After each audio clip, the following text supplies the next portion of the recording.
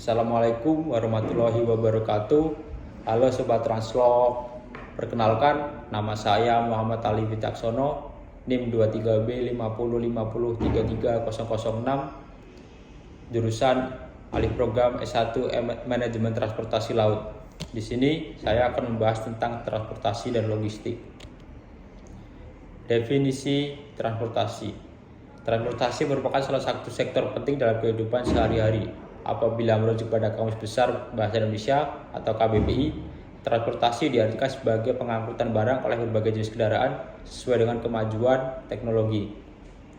Menurut buku pengantar sistem dan perencanaan transportasi yang ditulis Rudy Aziz, transportasi mencakup beberapa hal yang berkaitan dengan perpindahan dari satu tempat ke tempat lain. Misalnya infrastruktur jalan raya, moda transportasi, hingga pada manajemen pengelolaan yang dilakukan oleh pengambilan kebijakan maupun perencanaan. Pengertian logistik yaitu dijelaskan beberapa pendapat para ahli mengenai pengertian logistik, yaitu menurut Sophie dalam buku The American Council of Logistic Management. Logistik didefinisikan sebagai proses perencanaan atau pelaksanaan, termasuk kendalian aliran biaya yang efisien dan efektif dari penyimpanan bahan mentah, proses inventory, barang jadi, dan informasi terkait dari titik asal ke titik konsumsi untuk memenuhi persyaratan pelanggan. Tantangan dalam sektor transportasi yang pertama yaitu polusi udara. Kegiatan transportasi menghasilkan berbagai macam emisi yang mempengaruhi kualitas udara di tingkat lokal hingga menimbulkan berbagai efek merugikan bagi kesehatan manusia dan lingkungan. Emisi tersebut antara lain nitrogen, senyawa organik yang mudah menguap atau VOC atau partikel halus di udara atau PM. Yang kedua yaitu perubahan iklim. Transportasi memainkan peran penting dalam emisi rumah kaca secara global. Sebagian besar sumber penyebabnya yaitu dari pembakaran bahan bakar fosil. Kontribusi terbesar di jalur ini adalah transportasi, angkutan barang, dan penundaannya. Yang ketiga adalah emisi.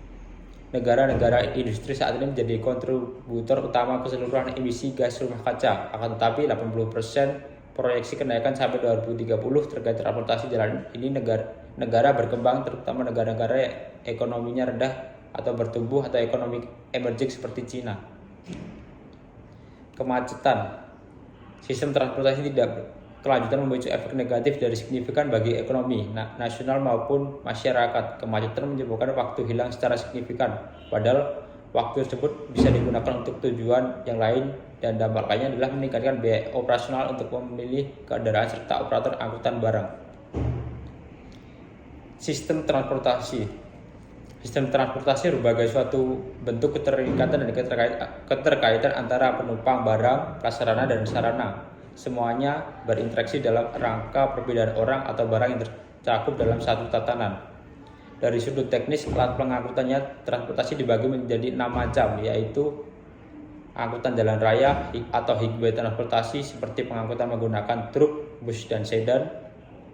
Yang kedua yaitu pengangkutan rel atau rail transportation seperti kereta api, tram listrik, dan sebagainya. Yang ketiga yaitu pengangkutan melalui air di pedalaman atau inland transportasi seperti pengangkutan sungai, kanal, danau, laut, dan sebagainya. Yang keempat pengangkutan pipa atau pipa line transportation. Transportasi ini mengangkut atau mengalirkan bahan bakar minyak, gas, dan air minum. Yang kelima yaitu pengangkutan laut atau samudra atau ocean transportation, yaitu angkutan menggunakan kapal laut dan mengarungi samudra. Dan yang terakhir adalah pengangkutan udara atau air transportasi, yaitu angkutan yang menggunakan kapal terbang dan melalui jalur udara.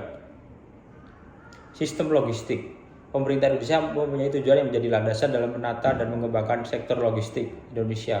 Adapun visi misi logistik pemerintah secara umum ialah mendapatkan barang pada waktu, jumlah, maupun kondisi yang tepat. Selain itu, juga dengan biaya yang terjangkau dan tetap memberikan kontribusi profit bagi penyedia jasa logistik. Beberapa aktivitas logistik yang perlu diketahui, yang pertama yaitu pelayanan pelanggan atau customer service. Yang selanjutnya adalah peramalan permintaan atau demand forecasting, yaitu menentukan berapa banyak dari tiap barang yang diproduksi sehingga perusahaan harus diangkut ke berbagai pasar. Yang ketiga yaitu manajemen persediaan atau inventory management. Yang keempat yaitu komunikasi logistik atau logistic communication seperti penggunaan e-commerce, electronic data interchange, barcode, point of sale data, dan enterprise resource planning atau ERP. Yang kelima yaitu penanganan material atau material handling. Yang keenam adalah proses pemesanan atau order processing. Yang ketujuh adalah pengemasan atau packaging. Yang kedelapan adalah komponen-komponen dari pelayanan pendukung atau part and service support. Yang kesembilan yaitu seleksi lokal pabrik dan tempat penyimpanan atau plant and warehouse selection. Yang ke-10 adalah pembelian dan pengadaan atau purchasing atau procurement. Yang ke-11 adalah logistik cadangan atau reserve logistik. Yang ke-12 adalah transportasi dan yang terakhir adalah pergudangan dan penyimpanan, warehousing dan storage. Peran transportasi logistik. Adanya masalah pandemi nyatanya tidak menyurutkan semangat masyarakat dalam melakukan aktivitas belanja daring.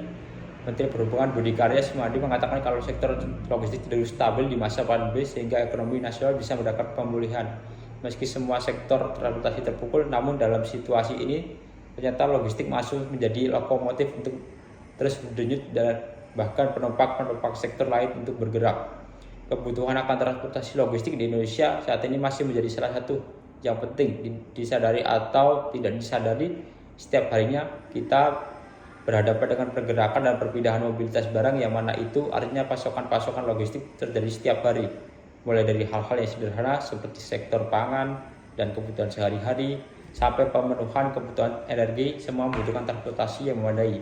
Jika transportasi logistik tidak memadai, maka hampir semua aktivitas rantai pasok bisa tidak berjalan dan tidak efisien.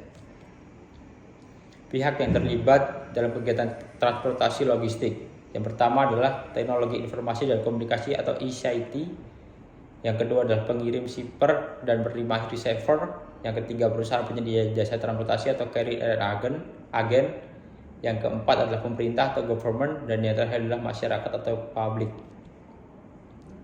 Baik, terima kasih. Sekian pembahasan tentang transportasi dan logistik. Wassalamualaikum warahmatullahi wabarakatuh. Bye bye.